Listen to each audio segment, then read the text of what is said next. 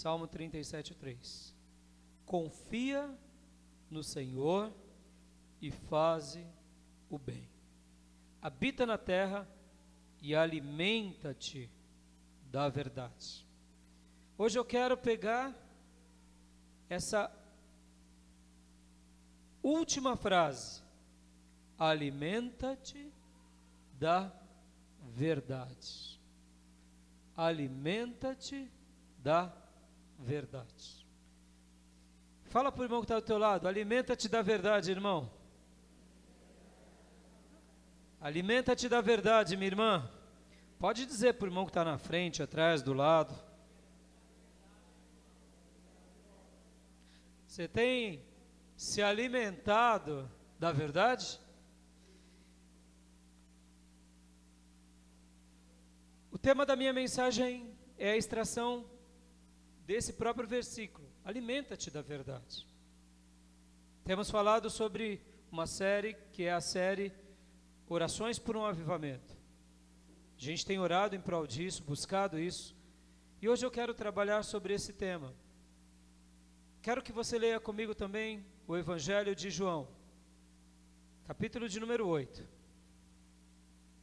versículo de número 32. A Bíblia é a verdade de Deus, irmãos? Aleluia. Ela é a comida de Deus para nós? Quem é o personagem principal que a Bíblia fala? Bem alto, quem é? Quem é? Diga assim, bem alto, com pulmão cheio. Quem é? Jesus. Aleluia. A Bíblia é a palavra de Deus. O personagem principal da Bíblia é Jesus Cristo. É Jesus, o nosso Senhor, o nosso Salvador. E a verdade, por excelência. Quem é a verdade das verdades ou a verdade por excelência? Jesus. Amém, queridos? Você acredita nisso? Eu acredito nisso. Como um pregador puritano diz que do baú da criação de Deus, das verdades de Deus, imagine um baú, e dentro desse baú, riquezas, muitas riquezas. Jesus é a chave, chamada verdade. E quando você abre, você encontra muitas bênçãos e verdades nesse baú da criação. Eu acredito nisso. Que quem encontra o Filho encontra a vida. Quem encontra Jesus encontra a maior verdade de todo o universo, porque Ele é a expressão de Deus, é a revelação de Deus, é Deus que veio viver entre nós, morreu por nós, ressuscitou e está à direita de Deus, intercedendo por mim e por você, para que nós pudéssemos ter a salvação e o encontro com a verdade de Deus. Amém, queridos? E aqui ele mesmo disse: e conhecereis a verdade, e a verdade vos... Aleluia! É uma promessa. Encontre-se com ela e ela te dará libertação. Está dizendo aqui em que área? Está dizendo? Em todas as áreas? Ou seria em algumas áreas? O que você acha? Todas.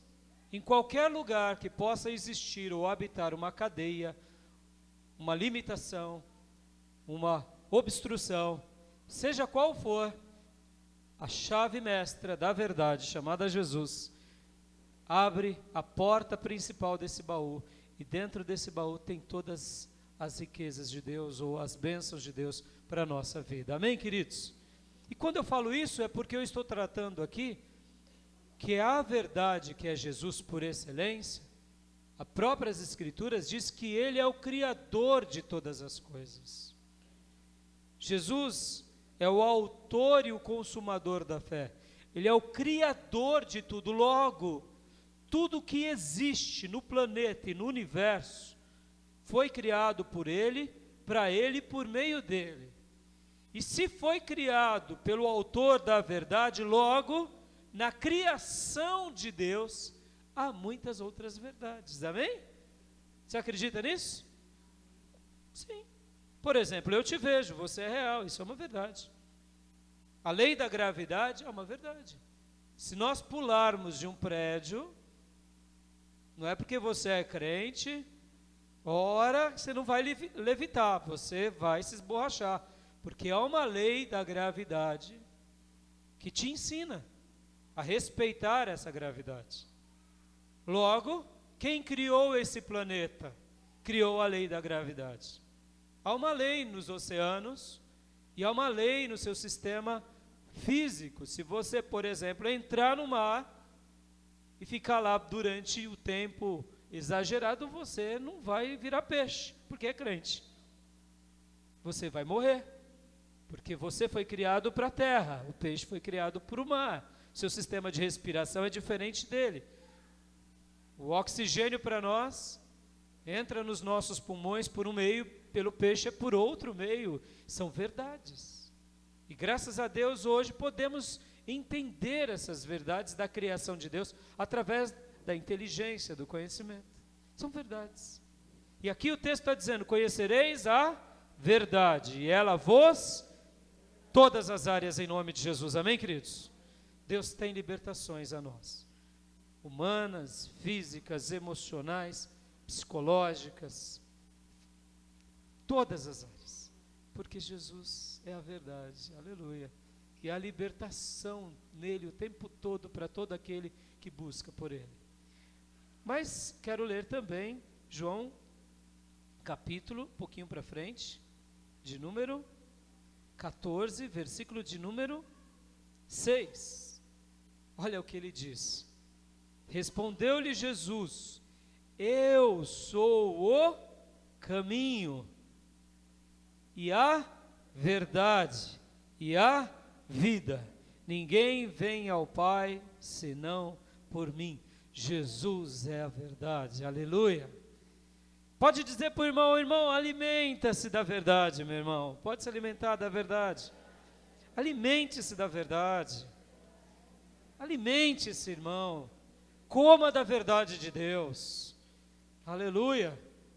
E quanto mais você se alimentar da verdade de Deus, libertações virão sobre você. Encontros teremos com Deus. Há uma metáfora muito linda com relação à verdade, que é a seguinte: a luz remete à ideia da verdade, e a mentira e o engano das trevas. Muitas vezes, quando estamos em caminhos de luz, ou vivendo nas verdades, estamos nos esbarrando com Deus o tempo todo e nem percebemos que assim o fazemos. Mas quando estamos na mentira ou no engano, não pense que você estará na luz. É trevas, é engano e não é a presença de Deus. Interessante, né, irmãos? Por isso que Jesus vai dizer: eu sou a luz do mundo. Eu sou a luz. E ele vai dizer: vós sois sal e luz do mundo. Não é porque você vai brilhar na escuridão apenas como um vagalume, porque é crente. É porque as tuas obras de verdade revelarão a luz de Deus, denunciarão as trevas, e essas trevas se dissiparão, porque você é luz em nome de Jesus. Glória a Deus.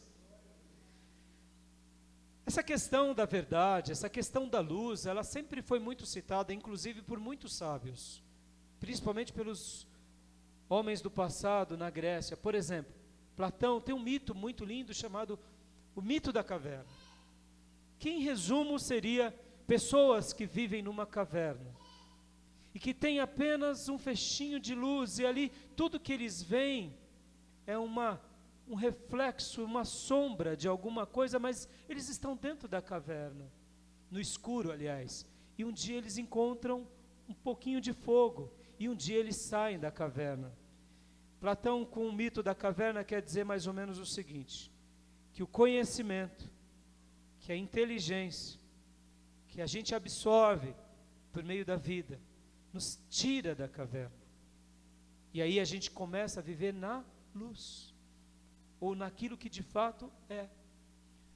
Entre os gregos havia muitas essas questões para ensinar, porque muitas vezes existem pessoas que estão no dia iluminado, mas estão vivendo uma escuridão interior, porque ora não aprendem o caminho correto e ora porque não querem aprender. Então eles estão vivendo numa escuridão interior. E eles precisam da luz, e não apenas de um feixe, mas de muita luz, para compreender aquilo que de fato é e existe ao seu redor. Porque o que me faz te enxergar agora, nessa noite, não é o fato de eu te enxergar porque eu te enxergo, mas é porque a luz me traz a notoriedade de que você existe.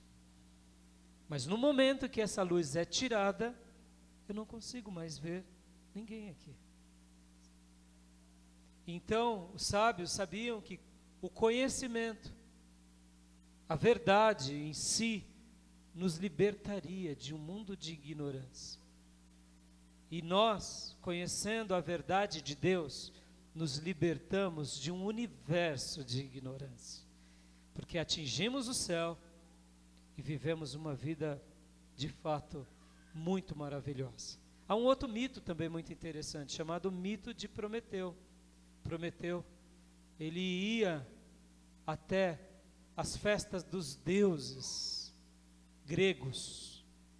E enquanto os deuses se banqueteavam com as suas comidas e bebidas, os seres humanos viviam na escuridão e não conseguiam subir a um Olimpo, a não ser que os deuses permitissem esporadicamente. E um dia, Prometeu, amigo dos homens, pega uma fagulha daquele fogo e escondido dá aos homens.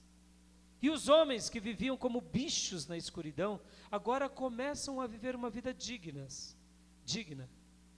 Comer carne assada, que nem os deuses. E os deuses descobrem que houve uma traição no Olimpo, porque de fato, como os seres humanos, seres tão paupérrimos, que viviam na sua ignorância e na sua escuridão, de repente, agora estão festejando. Eles só festejavam quando nós, deuses, permitíamos.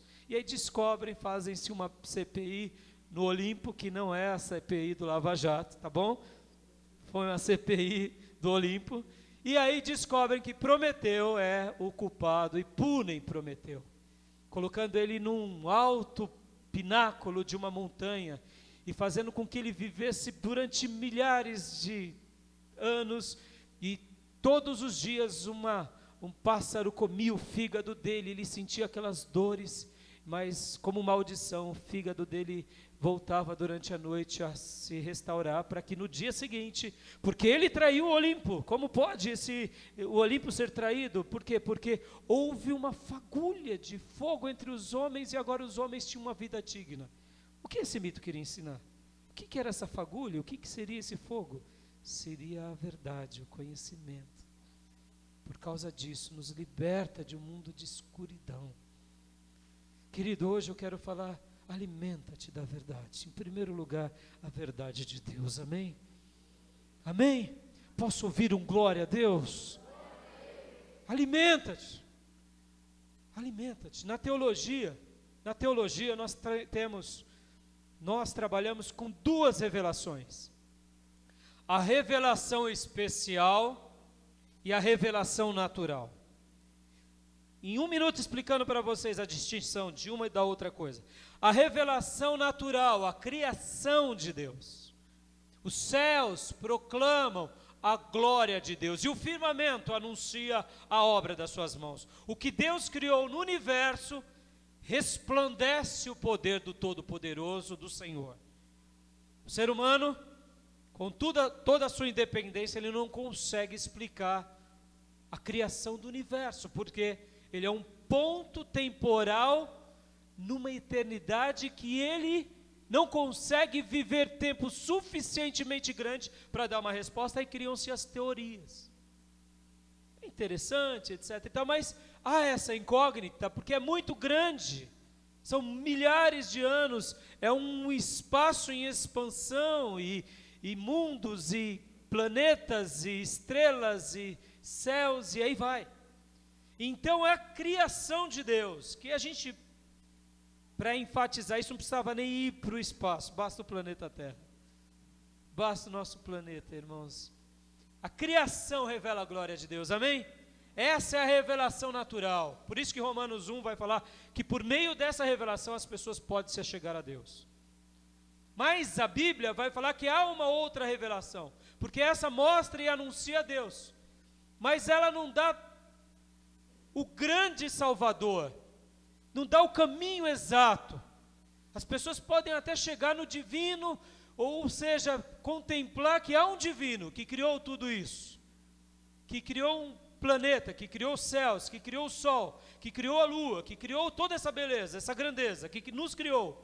Mas tudo isso que é suntuoso não revela o grande Salvador, e por isso Deus deixou a revelação especial, que é a palavra de Deus. Aleluia! Ou seja, olha que bênção, Deus se revela a nós de forma natural, por meio da sua criação, e mostra a sua glória, e Deus se revela para nós de forma especial e nos deixa a Bíblia, a palavra dele, os caminhos dele, a verdade dele, mostra o Filho dele, o nosso Senhor e Salvador. Aleluia! Hoje eu quero falar de forma sucinta, é óbvio, defendendo a tese da revelação especial, mas eu quero abrir para a revelação geral. Essa mensagem vai ter muito a nos ensinar, em nome de Jesus. Eu quero defender a seguinte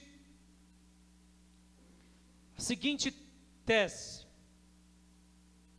a seguinte proposição: deixando as coisas boas e ficando apenas com as coisas excelentes. Deixando as coisas boas e ficando apenas com as coisas excelentes. A nossa vida, irmãos, passa muito rápido. Passa ou não passa? Passa ou não passa, gente? É muito rápido. Tem gente aqui que eu praticamente pus no colo e está ficando careca, que nem eu. Tem gente aqui que eu apresentei nos braços quando nasceu e agora já estão querendo casar. Muito rápido, muito rápido. Pessoas que eu fiz o casamento, vi nascer os filhos, tudo muito rápido, muito rápido. E a gente olha e, mas já.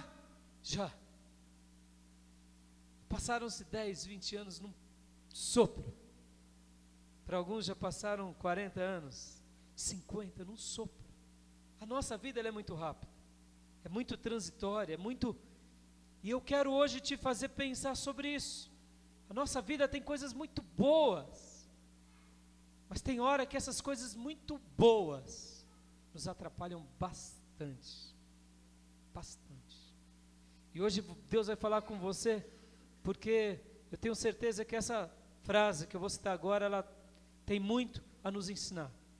A frase diz o seguinte: sábio é o homem que troca o que pode perder por aquilo que ele sabe que não pode perder. Sábio é o homem que troca o que pode perder por aquilo que ele não pode perder. Essa é uma troca sábia. Você pega algo que você não vai perder nunca e troca por algo que é passageiro. Porque se você fica com o passageiro, mas ele vai ter data de validade vencida em algum momento, ora, esse objeto não é tão bom. E agora eu queria passar um vídeo para vocês, para a gente dar continuação na nossa mensagem. E eu quero que você reflita um pouco sobre isso, depois eu venho com os pontos da minha mensagem. Temos um vídeo que eu quero apresentar para os irmãos. Presta bastante atenção nessas palavras. E aqui, esses dizeres dessa pessoa, são dizeres de uma vida, na verdade, literalmente, natural. Pode soltar, Rick. Vários irmãos pelo seu lado assim.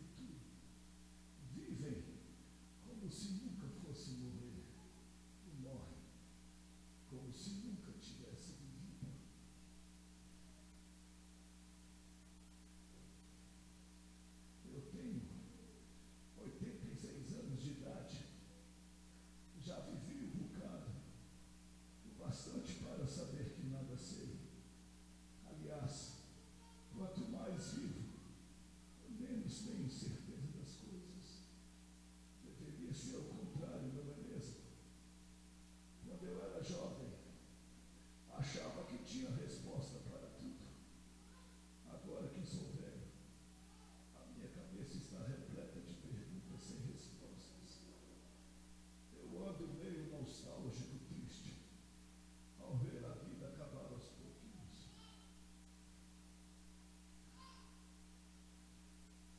Por isso, essa minha palavra tem um sabor de saudade, que é o momento que tenta fugir da lembrança para acontecer, mas não acontece.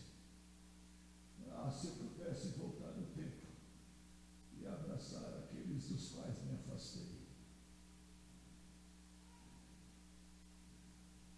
Essa minha palavra vem com gosto de adeus. Essa minha palavra vem com gosto de adeus, que é um tipo de até logo, aonde a gente se arrebenta todinho por dentro. Por que eu fui embora da minha casa sem ao menos dizer que amava os meus pais?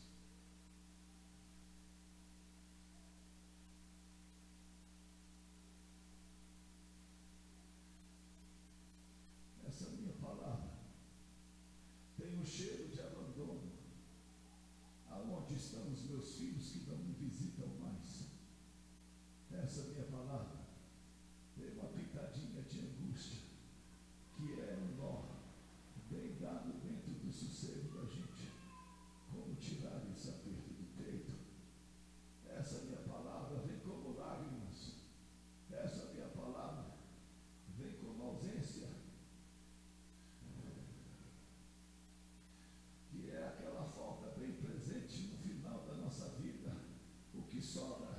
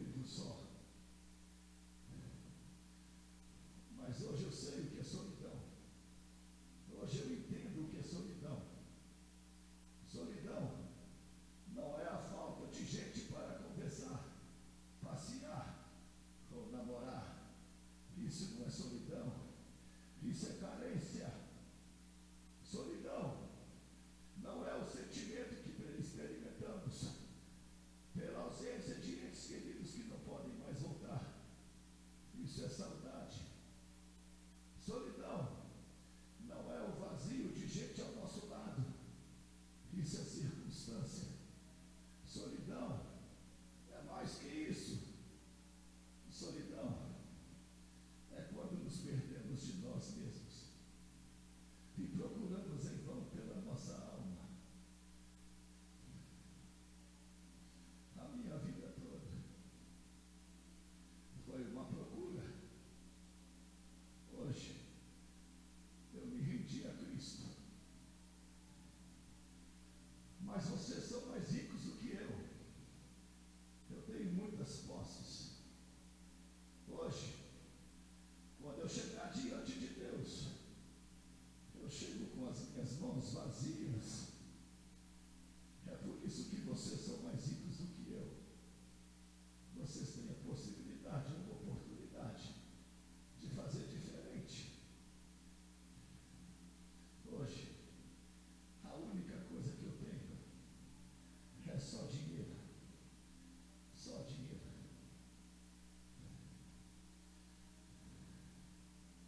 Eu chego diante de Deus. Eu não juntei tesouros no céu. Se eu pudesse voltar atrás, eu daria tudo que eu tenho. Faria tudo diferente. Vocês querem ter? Eu tenho. Eu daria tudo que eu tenho. Trocaria com qualquer um de vocês. Mesmo que necessário fosse ficar pobre, eu voltaria e faria tudo diferente. Se eu pudesse voltar atrás. Se eu pudesse voltar atrás. Se eu pudesse voltar atrás. Mas eu posso voltar atrás. Eu consigo voltar atrás. Eu posso mudar a minha vida, a minha história. Eu posso fazer diferente. Eu não preciso ficar assim. Eu tenho a oportunidade de fazer diferença.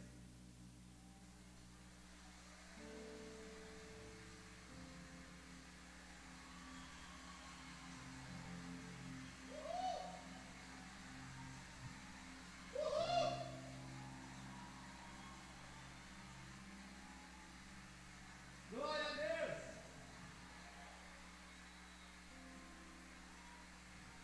Amém!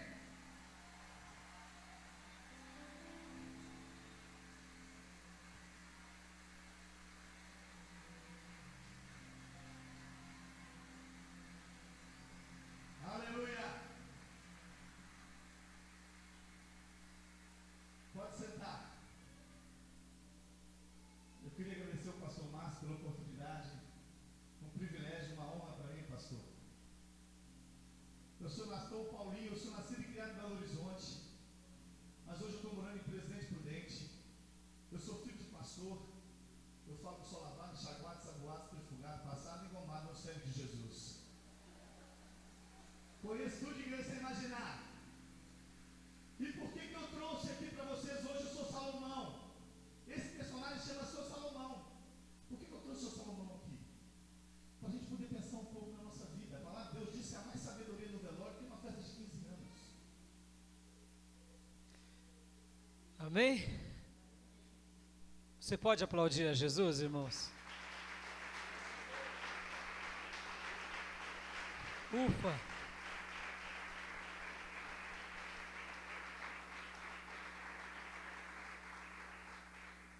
Eu acredito que esse irmão que interpretou Seu Salomão, ele está interpretando a história da nossa vida. Com os 86 anos, com os 75 anos, com os seus 69 anos. Eu quero que você guarde essa história, porque ela é a história que se repete todo dia aí. É uma verdade da criação. É uma verdade. Por isso que eu falei há pouco para vocês que há um inimigo muito sutil, chamado bom. das coisas boas. Vem cá, ganhar dinheiro é ruim, gente? Não, claro que não. Aliás, é muito bom. Mas fazer o dinheiro, o nosso tudo, é bom? Não, é muito ruim. Ter status na vida é bom, gente? Bom, opa. Ter notoriedade. Olha lá veio o fulano, opa. Ô, seu doutor. É muito melhor do que o seu... Quem é você, seu Zé Ninguém? Claro que é ter notoriedade. Agora, fazer da notoriedade um jugo para a nossa vida. Essa semana vocês ouviram que um bilionário dos Estados Unidos, um dos homens mais ricos de lá, numa entrevista de programa, que estava sendo gravado para sair como uma referência de status quo, de repente, houve um grande problema. Por quê? Porque ele foi ao toalete, foi ao banheiro, e ele, durante a sua vida, já tinha sido investigado por 3 assassinatos, da sua primeira esposa e de mais 2 outras pessoas, mas de todas ele fugiu. E enquanto ele foi ao banheiro, ele não sabia, o microfone ainda estava aberto, e ele falou consigo mesmo, com uma voz até sombria, dizendo com seus botões, nos seus momentos de escuridão: o que foi que eu fiz? Está vendo o que você fez? Está vendo o que você fez? O porquê eu fui fazer isso e coisas do tipo.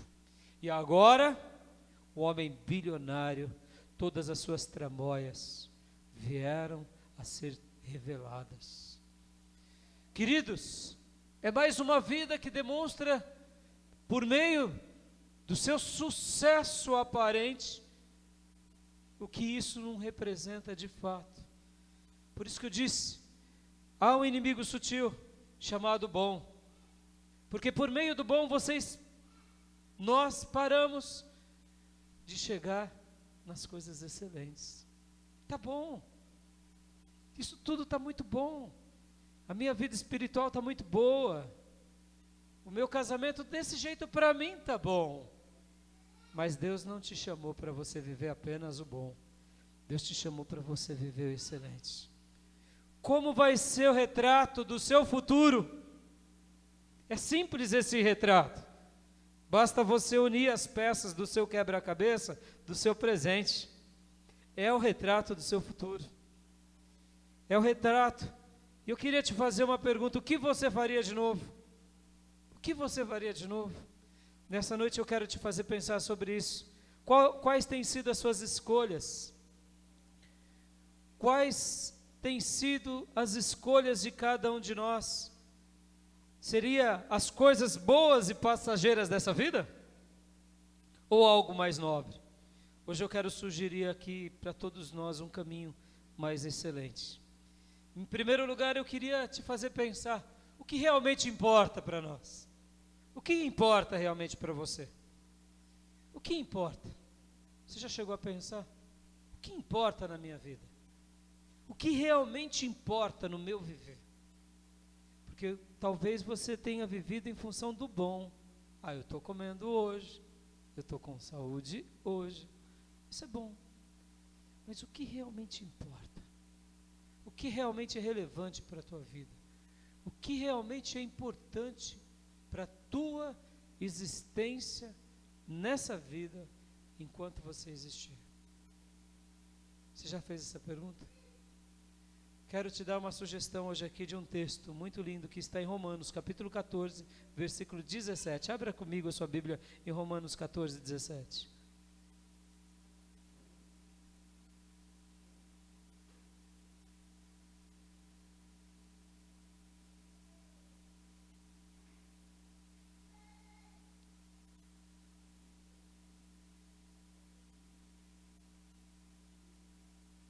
Diz assim a palavra de Deus nesse texto. Antes de ler o texto, deixa eu fazer uma citação de C.S. Lewis. C.S. Lewis, um homem ateu, um homem que era professor de literatura em uma das maiores universidades dos seus dias, letrado. Um dia, ele foi evangelizado e se rendeu a Cristo. E ele escreveu um livro que tem um tema até meio sugestivo e, eu diria, diferente. Cartas do Diabo ao seu aprendiz. Cartas do diabo a um demoninho, aluno dele, aprendiz. E essas cartas eram o diálogo do demônio ancião com o demônio novinho, como capturar a criatura predileta do inimigo do diabo, então ele chamava do inimigo deles, e como tirá-lo desse caminho peçonhento, que era o caminho da verdade. Então, era uma carta de um demônio, tio, ao sobrinho, como capturar as pessoas. E eu me recordo de uma citação muito interessante, que ele dizia o seguinte, o sobrinho perguntando ao tio, tio, aquele meu cliente, ele está recebendo visitas de uma mulher que tem um livro preto, e que fala do nosso inimigo, o que a gente faz, tio? E aí o tio dava várias instruções, e uma das instruções era, faça com que ele não pense no futuro, e nem no porvir. Deixe a vida dele presa às coisas somente dessa terra. Porque o sobrinho dizia, eu já não consigo mais impedir que ele participe dessas reuniões, porque ele está interessado nessas coisas. Aí o tio dizia, bom, já que ele está interessado, então agora a gente tem que criar uma nova estratégia. E a estratégia é não fazê-lo pensar nas coisas do porvir. E aí ele dizia assim, sobrinho, quando ele sair daquela reunião, que eles tratam dos assuntos do nosso inimigo, então tente uma maneira de dispersar a mente dele logo quando ele sair daquela reunião. De que forma? Quando ele sair na rua, faça com que ele veja o anúncio de um ônibus e aquela mulher, e sopre no ouvido dele a beleza daquela mulher, ou a fragrância daquela outra que passa do lado dele, ou se não, outro objeto dos seus dias. Fazendo assim, ele vai se esquecer das coisas do porvir, porque essas pessoas que começam a se preocupar sobre o porvir e sobre a sua alma, essa é uma presa fácil do nosso inimigo. Queridos, o inimigo das nossas almas, ele não está querendo que você pense no futuro. Ele está feliz que você pense só agora. Se você está feliz, regalado. Mas eu quero te dizer, Deus está preocupado com o teu futuro. Ele está preocupado com o teu presente, porque Ele tem o melhor para te dar. E o que importa de fato? E o que importa de fato para nós? O que é realmente relevante? Se comemos hoje, se bebemos? Ou se nos alegramos? Ou se estamos com saúde? Há uma resposta no texto de Romanos, aqui 14, 17, que diz, porque o reino de Deus não é comida nem bebida. Olha aqui, antes de lermos o texto todo. Talvez você está achando que o reino de Deus é só que Deus vai te abençoar, porque você vai ter uma comida melhor, uma bebida melhor, uma roupa melhor. Deus está dizendo aqui, o reino de Deus não é comida e bebida. Pastor, mas Deus prometeu, sim, Ele prometeu que Ele te daria, então, mas isso não é o reino, isso é migalhas do reino. A comida, a bebida, a água, o cuidado, a roupa, é migalhas do reino. Para essa vida transitória. Por isso que Ele disse, não vos preocupeis com o dia de amanhã, porque os pássaros, eles têm a comida deles, eles têm a água deles, e vocês são mais valiosos do que pássaros. Não se preocupem com o que comer ou o que beber, porque o vosso Pai vos dará. Ele vai dar. Isso é transitório, isso é pequeno.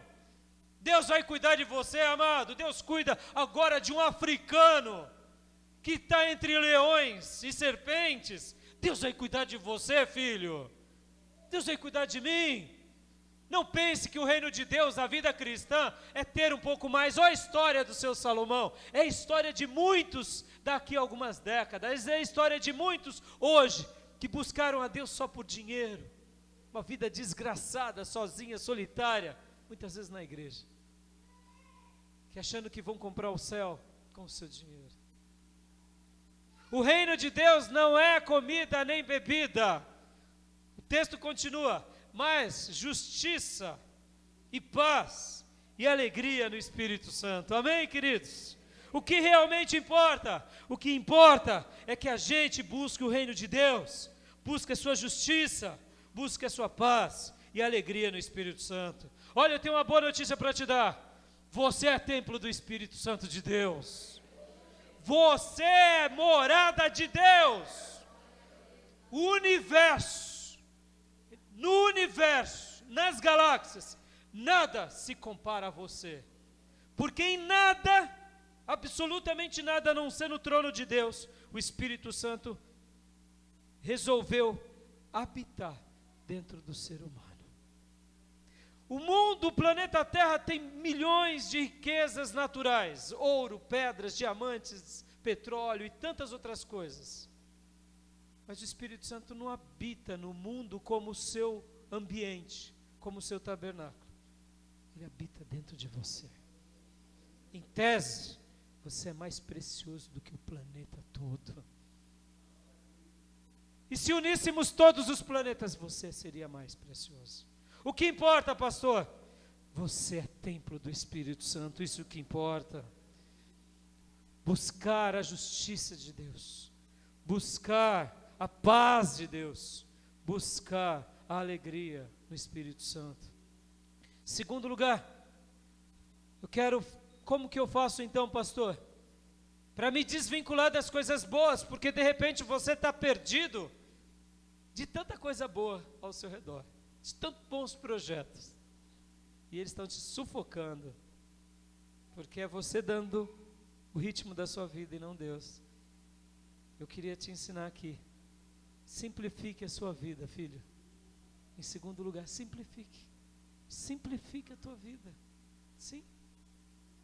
Deixe a quantidade de coisas boas ao teu redor, foque-se apenas nas excelentes. Quantas são as excelentes? Quantas são? Deus é uma coisa excelente, ou um ser excelente? Sim ou não? Você ser cheio do Espírito Santo é uma coisa excelente? Sim ou não? Fazer a obra de Deus é uma coisa excelente? Sim ou não? Viver uma vida realmente de dedicação na obra de Deus, na divulgação do Evangelho, na construção de um amor verdadeiro, é algo excelente? Sim ou não? Você desenvolver os seus dons e talentos, ou talvez o seu único dom e seu único talento para a glória de Deus, é algo excelente? Sim ou não? José do Egito tinha um único dom, era o dom de sabedoria. E ele foi um príncipe que governou no Egito e salvou o seu povo da fome e salvou o mundo da fome. E foi um dos maiores gestores públicos que o mundo já teve. Mas ele buscou algo de excelente. Quem era Deus? E o exercício do seu talento. Só isso. Ele simplificou a vida dele. Eu hoje quero te falar, simplifique a tua vida, meu irmão. Deixe as muitas coisas que são boas, que estão te atrapalhando, estão te tirando do caminho de Deus. Porque o inimigo coloca manjares, muitas vezes bons, para arrancar aquilo que é excelente de você. Fique apenas com as coisas excelentes. Deixa eu dar mais uma ilustração aqui. Eu não sei se você já ouviu falar de Ricardo Sandler, um dos maiores executivos do Brasil. Um homem que tem histórias de liderança, criador de empresas, um escritor. E olha o que ele escreve como no livro dele, que foi um best-seller, antigo sim, mas é um best-seller até hoje, Virando a Própria Mesa. Uma história de sucesso empresarial made in Brasil. um dos maiores líderes do mundo. Hoje o que a gente vê na Microsoft, por exemplo, esse sistema de trabalho, onde o funcionário entrega um trabalho, e lá depois ele vai jogar o seu ping-pong, porque ele vai andar de skate, porque ele tem uma meta a cumprir. Então começou muitas dessas ideias com esse brasileiro aqui, sabia? Ricardo Senna. Ele é um inovador, um homem maravilhoso. Mas eu quero ler aqui uma historinha dele próprio. Porque ele extraiu, lembra que eu falei? Da revelação natural e da revelação especial? E o meu tema é alimenta-te da verdade. Você pode aprender com a lei de Deus, irmãos. Você pode aprender com as histórias do seu Salomão. Mas você pode aprender nas suas histórias pessoais. No seu dilema. E olha o que ele conta aqui. Eu quero ler para você. O leitor já deve estar pensando, agora o moleque vai dar uma aula de segredo da vida. Não é isso, não. Queria apenas compartilhar com o leitor uma frase do cantor e compositor James Taylor, que diz: "The secret of the life is to enjoy the passing of time." Que seria, o segredo da vida é desfrutar a passagem do tempo. Tento viver por esse pensamento, ele diz. A vasta maioria das pessoas vive as memórias do passado ou os sonhos do futuro. Pouquíssimos vivem o presente. Percebo que vivo tantos sonhos do futuro que já acontecem de fato, são muitas vezes um anticlímax. Já estou no próximo sonho do futuro. Viver o aqui e o agora é um dos exercícios difíceis e pode facilmente ser o segredo da vida bem vivida. Presta atenção no que ele vai dizer agora. Ele estava falando, ele cita James Taylor, que o segredo da vida é desfrutar a passagem do tempo, ou seja, curtir esse momento intensamente. E se você está atarefado com muitas coisas boas, ou com muita ansiedade, para muitos afazeres, porque você é um super-homem, você não vai desfrutar, porque não tem tempo para desfrutar 10 coisas em uma hora. Para você desfrutar algo, você tem que viver aquele momento absoluto, seja de alegria ou até de dor. Tem pessoas que fogem da dor, eles maqueiam a dor. Não, eu não estou com dor, porque eu sou servo do Senhor, a cura já está sobre mim. Meu amado, curta a dor. Você não é um robô. Não estanque o choro. Deus colocou esse mecanismo de defesa para você espairecer. Deu vontade de gritar, grita. Chora. Curta o choro, não reprima. Não, eu sou servo de Deus, eu sou mais do que vencedor. Eu sou servo. E quando vai, puf, infarta. Porque não sofreu aquele momento, não curtiu aquela dor. Dores têm que ser curtidas. E depois, as lágrimas têm que ser enxugadas. E a vida volta a ser vivida.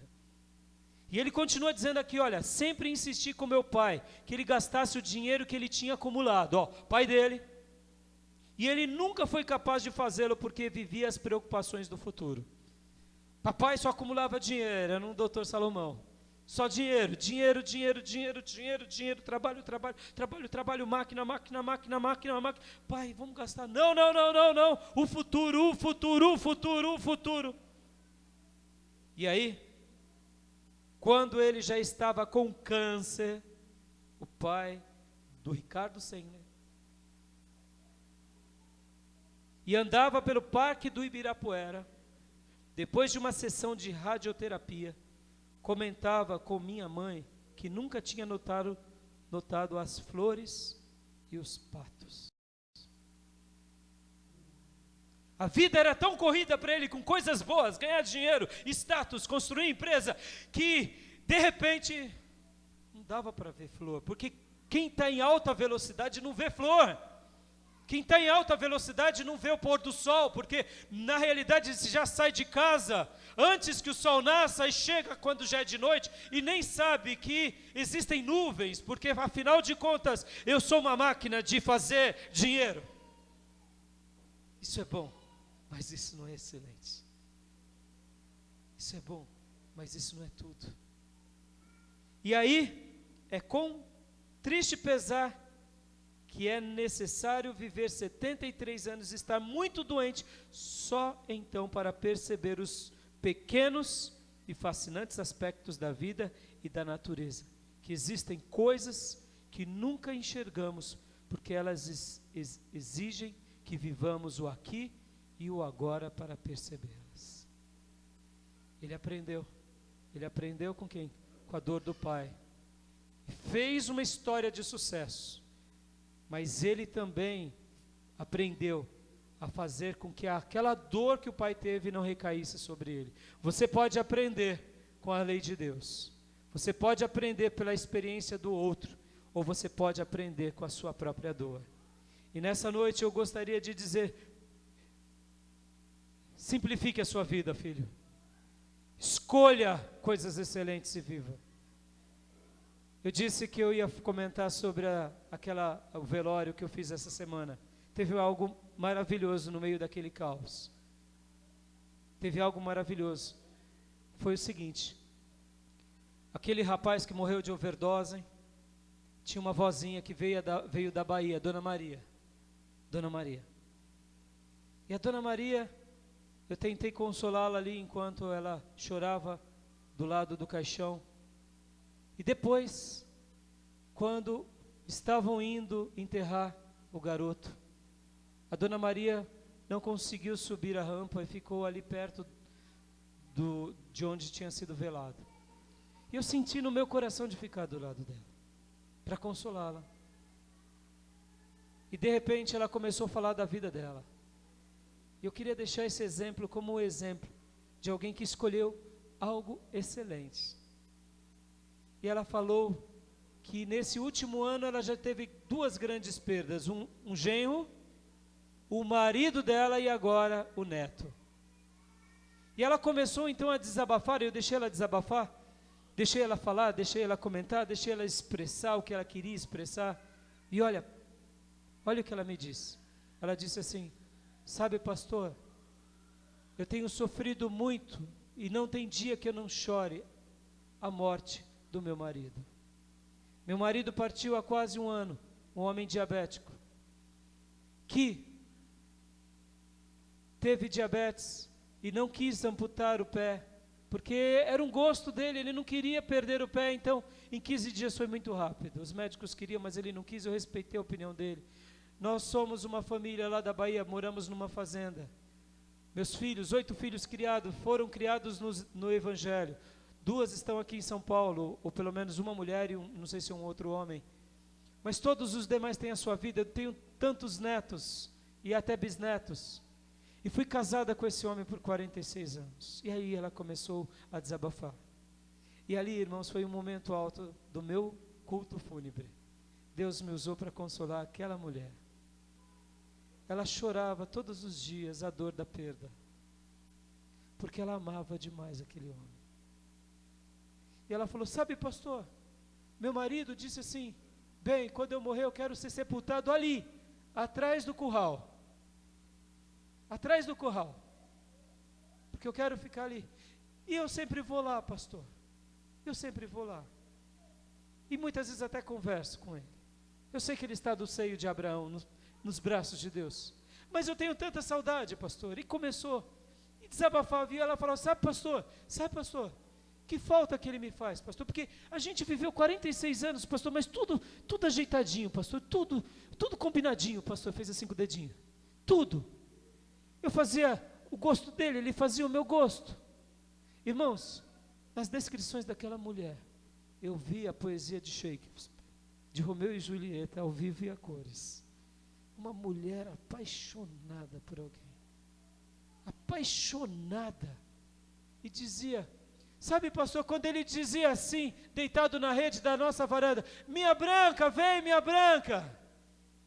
E ela chorava, irmãos. Nossa. E ela chorava. E eu falei, Deus, o que o Senhor quer aqui comigo? O que o Senhor quer aqui comigo? E ali naquele momento eu vi que Deus estava querendo que eu a consolasse, a ensinasse. E a liberasse ela talvez de uma culpa, talvez porque, sabe o que ela me disse? Ela disse assim, as minhas amigas que são católicas, sabe o que elas dizem, pastor? Elas dizem assim, mulher, para de chorar, mulher.